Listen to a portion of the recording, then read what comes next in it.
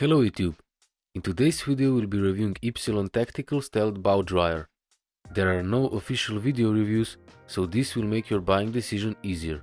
Everyone seems to love Epsealon's skull design because it's something new and different on the market.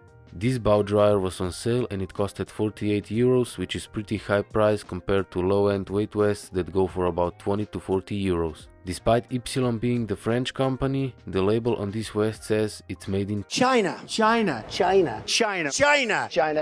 This weight vest is made of Yamamoto 39 neoprene, which is Japanese-made rubber that is highly flexible and durable. You also get this training coach whistle, which is loud and perfect for getting attention of those boat skippers that almost ran you over, so you can tell them something beautiful about their mother.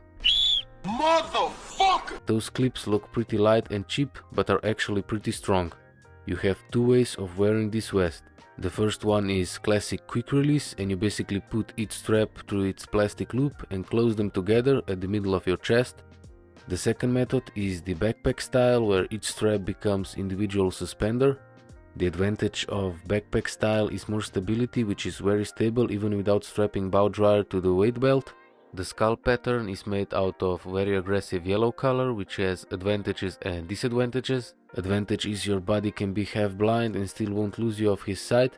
The disadvantage is the fish will also notice you a lot faster. You have 4 compartments for inserting your weights. Epsealon sells their own hydrodynamic weights, and each 1 kilogram piece will set you back for about 30 euros. Of course, you can always insert other weights, and those here are regular soft weights that cost exactly half less money. The neoprene around weight inserting holes already teared a little, which always happens with cheaper vests, but considering the vest's price, this is disgraceful and Epsealon should really consider about leveling up this part of Baudrier. To conclude, the vest is worth its money so far, but if they made the inner part better, that'd be great. So that's all for today's tactical stealth vest review. If you like spearfishing and freediving, make sure to subscribe so you don't miss out on our future content. Thanks for watching and stay safe while diving.